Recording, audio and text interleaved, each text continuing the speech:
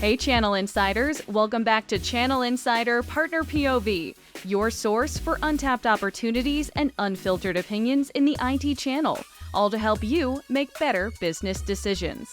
I'm your host, Katie Bavoso. And hey, speaking of opportunities, have you heard of Technology Advice, the parent company of Channel Insider? If you're a vendor or solution provider looking to engage more partners or customers, we've got the tools and resources you need. For more, reach out to our Vice President of Sales, Dana Sell, at dana.sell@technologyadvice.com. Okay, back to the interview. My two guests today are a channel power couple who started their own business together, created a thriving channel advisor community, and moved their family from the US to Portugal and back all within the last 5 years. Meet Ashley and Ryan Rowland, partners in running Adaptiv Advisors and co-founders of the Technology Advisor Alliance. In this episode, we dig into why Ashley and Ryan value fostering community over competing with businesses like their own, and why living abroad was a dream come true. But there are probably some things you should consider before running your business from a different country. Welcome, both of you. Thank you for having us. Thank you so much for having us on, Katie. Let me kick this off by introducing Adaptiv Advisors. This is the business that the two of you run together. And I have a whole bunch of questions about how you run it with your spouse, but why don't you first tell me what is Adaptiv Advisors and a little bit about what you do as advisors inside the technology channel community? Adaptiv Advisors is a technology brokerage. So we help businesses source their telecom, their connectivity, their network, their co-location, their cybersecurity, all the typical technologies that businesses need to communicate better and run their businesses. So our business started 5 years ago now, and it's just the two of us. It's small on purpose. We went through a lot of trial and error to figure out what we wanted our business to be, and it's really grown organically. And so we're really lucky to have our business, and the fact that these businesses are even possible is something we're super grateful for. Very much so. And what I love is when I follow the two of you on LinkedIn and on social media, you love to be able to do outreach to the community. And that, I believe, is what spurred the now 2-year-old Technology Advisor Alliance. And I want to be able to introduce that too. So can you tell me a bit more about what exactly the TAA is and what kind of community you're building there? So the Technology Advisor Alliance is a peer community. We don't have technology solutions distributors. We don't have vendors. It's strictly a peer group where we can share kind of the intimate details of our business. The core of it is an online social media platform. So it's, 24/7, 365, always on. There's a mobile app, and, it's crazy. We'll see like these amazing conversations happening, and we're like, it's 1 a.m. and people are just like going hard, like talking business strategy, and it's pretty cool. I want to back up for a moment and talk a little bit more about the advisor space. Again, you started this, like you said, 5 years ago, right before the pandemic. So I'm sure that was a fun wrench that probably got thrown into everything. But when it comes to the advisor space inside of the channel, can you tell me, for those who might not be familiar with what you do, how do you differ from some of the other solution providers out there? And talk to me about the specialties when it comes to the technology that you literally advise your clients to go after. The MSPs and VARs end up being a lot of our best partners. I think that's something that a lot of people confuse. They're like, oh, you guys are probably going head to head with these guys all the time. But a lot of times there's a great, symbiotic relationship there. They have kind of their core product set and offering. A lot of times they're white labeling services because they want to be experts. They want to control everything. They want to control that experience. They want to have the in-house engineers and in-house implementation people that know that solution inside and out. So they want to go to a customer with, like a really buttoned up product offering, and they can, support and implement and bill all of it. But then there's all these other components that fall outside of their core offering, where they don't necessarily want to be experts in the 5,000 other vendors out there that their customers might possibly be engaged in. And that's where we can really come in as, kind of a trusted partner with them we can sit through the vendor meetings. We can really like work with them and figure out what their customer wants, what they're trying to achieve with the technology. And we can say, okay, for these goals, these are probably going to be the 3 or 4 very best vendors. Let's bring them to the table. Let's work through the solution. And then let's match them up with the best possible vendor, make sure they're paying equitable and fair pricing for it. It just benefits everybody. And Ashley, why don't I kick this side of the question over to you? Is there anything the vendors can do or try to do when it comes to impacting your decision to advise your clients on their technology? The most important thing is, are they going to take care of our customer? These days, you can't just use marketing, right? You can't just say like, we're the best at this, or here are all these paid awards that we won. You really have to prove it. So I want to see testimonials, case studies. I want to hear rave reviews from customers, because the worst thing that we could ever do is put the wrong vendor in place with one of our customers. So I want to know, can I trust that vendor? The second thing that they can do to make it easy for us to choose them is just be easy to work with. There's so many vendors that make it really complicated, or if you bring an opportunity to them, they demand to have a meeting with you. Sometimes, I'm looking at, there's quite a few vendors that I'm looking at, so I don't have time for 6 meetings, this week, just that are introductory meetings. If you can make it easy for me to learn information about you as the vendor, that will make my life easier. That will make it easier for me to want to work with that vendor. With that in mind, let's shift gears talking about Technology Advisor Alliance. We reviewed this a little bit in the beginning. You started it in 2022. What about the creation of this alliance did you feel was necessary? Did you see something missing when it came to the community of advisors out there on the channel? Oh, yes. Think about content, right? So have you ever signed up for a webinar because you're like, oh, I want to learn this. And then you find out it's just a sales pitch, Yeah. Right? Or you sign up for a webinar to learn something, and then you get a swath of prospecting emails after you attended that webinar. That kind of stuff really annoys us. We thought that there was a lot of fluff in our industry, tons of sales pitches. We wanted a place where peers, whether that's technology advisors, MSPs, anyone, brokerages, anyone that's selling to customers. We wanted a place for these peers to connect, and share advice, share strategy, talk about vendors, all of those things, without any sales pitches, without any bias. I always think about when I'm hiking, I'm terrified of rattlesnakes. I just even recently bought gaiters to cover nobody wears these in Boise, but there are tons of snakes. So I was like, I don't care. I'm going to cover my ankles and my feet with these giant gaiters.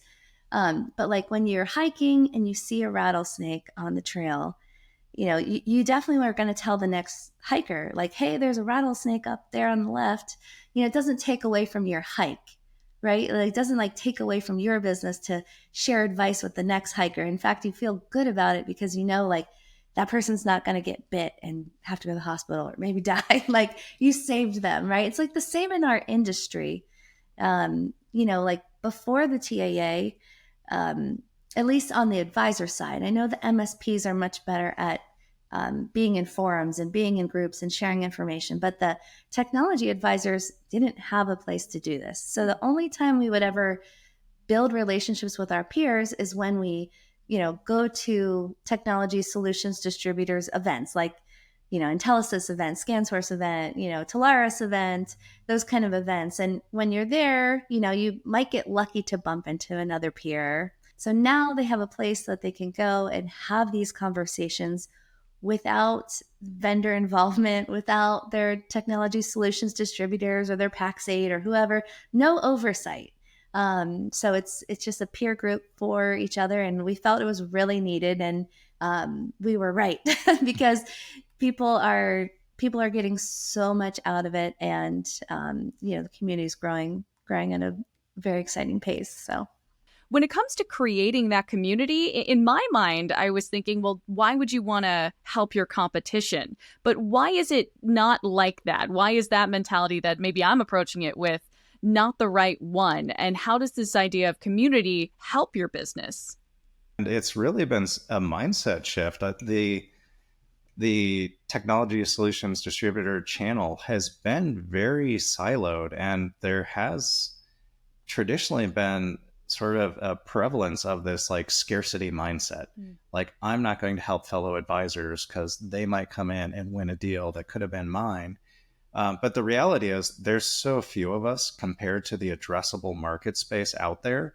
Like, we are just scratching the surface on, the total potential market share that we can take. And, the competition isn't each other. Like, it's not Ashley and I against another advisory. It's against the Accentures of the world, or, direct teams that are trying to push channel operations out. Well, switching gears from there, I know that the two of you are very big on work-life balance. And I think the people listening to this are just like, wait, these folks run their own business. They started and run a whole community. Like, they're probably working 24/7. But you also just moved back to the US after 10 months living away abroad in Portugal with your children. And that blows my mind to think that you were doing everything we just talked about in a country that you're not even from. So first of all, why Portugal? Why move your whole family? Why uproot and say, this is what we're going to do for almost a year?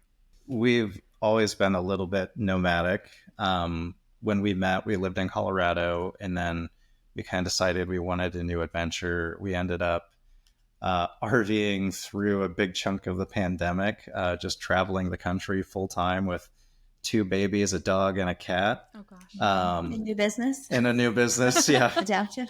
But I think we kind of had this like itch to like really try something super different, like totally unknown. So we started looking internationally, and you grew up in Pennsylvania. I grew up in Colorado. We've always been landlocked. We wanted something totally different. So we wanted that like Mediterranean climate, live on the ocean. So we started looking at, okay, where can we go? Portugal is a beautiful country, beautiful weather. They had a digital nomad visa program that made it feasible for us to go, and we just went for it. And it was a really incredible experience for us, for our family.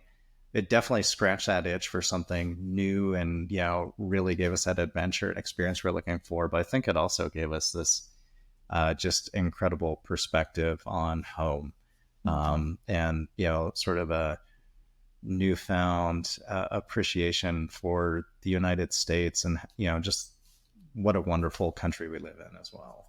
And yeah, like he said, it was wonderful. Like, don't get me wrong, we had so much fun, but it was really hard to work there. I have to say, we lived right on the beach. So when you're looking out at the ocean all the time and you see this big, beautiful beach, it's like, should we, work, or should we just go for a nice walk and make this mimosa and enjoy the beach, right? And so, and we did a lot of our working at night too, which we thought would be so easy because, we do a lot of, marketing and video content and such at night. That's the creative things that we were able to do here in the States. But in Portugal, our night was US daytime. So we would have to be on meetings at night, speaking to customers or our community members or whatever we were doing.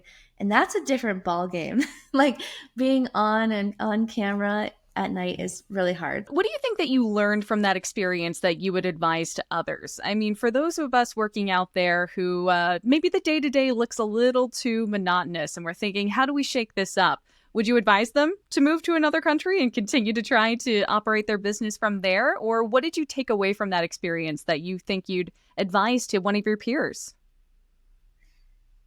I'd say do it. I mean, as long as it's not going to be like financially ruinous to your family. Like, it was hard for us. There was definitely a lot of challenges along the way. But trying to start a new business while traveling in an RV was super hard too. But if you overthink it, you can find a million reasons why you shouldn't do it. while there's too many tasks, there's too many barriers, there's too many hurdles to clear.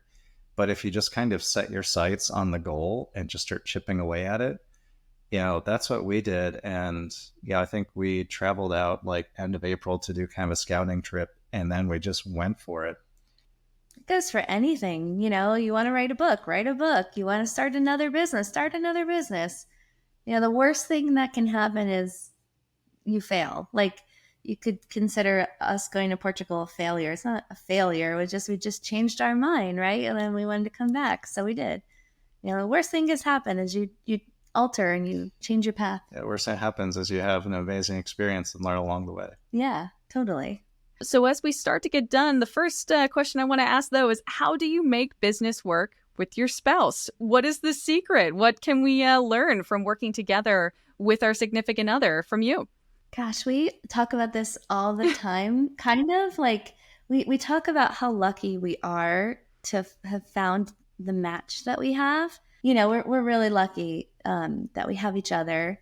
So like, as far as like working with your spouse, I mean, it's kind of just similar to love. You just like you just have to communicate, right? Like, there's a lot of things in business where we want to go different directions. Yeah. And we just talk through it, and we respect each other. I think we both bring very different perspectives to the table. So I think that makes us, compatible business partners as well. Go on walks and talk about business. Like, it's so much better than sitting at a desk talking through. Like, we never sit down and talk. Like, we're always moving. Because your brain just flows differently while you're like moving your body. Yeah, our strategy sessions are always walking, hiking, biking, floating the river. It's always outside. Yeah, this is fun. I want to come work for the two of you. These strategy sessions sound amazing. As we wrap up here, folks, I'd love to know. I always ask at the end of these podcasts and videos, when it comes to what you do day to day, are there any vendors out there that you say, these folks just have it nailed down? They're really great. Their product offerings are great. They always have a high success rate when we suggest them to our customers. So this isn't a traditional vendor in the technology space, but I have to shout them out because they've been such a great partner for us. And that's circle.so. That's the platform that our community's on. There are so many opportunities for communities in our space. Circle is absolutely amazing. Just the functionality of it, the analytics of it, the capabilities, and they're constantly coming up with updates based on the feedback from all of their users like us. I think you probably have to shout out Command Link. They do just an amazing job of taking care of their partners, delivering consistently excellent experiences for clients. If I'm an IT buyer and I need to get in touch with you for Adaptiv Advisor services, or if I'm an advisor myself in the community and I want to get in touch to join the Technology Advisor Alliance, where can I go? What are all the links that I can go visit to join up? We're really easy to find on LinkedIn, so definitely connect with us there. And our businesses and our domains are really easy.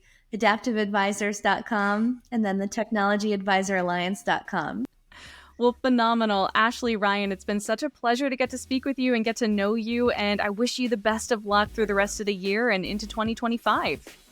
Thanks so much to Ashley and Ryan for joining me today. And thank you for watching or listening. Check out all episodes of Channel Insider Partner POV on channelinsider.com or watch on our YouTube page at channelinsider_news and trends. You can also listen to every episode as a podcast on your preferred podcast listening platform. Don't forget to like, subscribe, and follow wherever possible so you never miss an episode. Come connect with Channel Insider on LinkedIn and X at Channel Insider or with me at Katie Bavoso. Once again, I'm your host, Katie Bavoso, and I'll see you next time.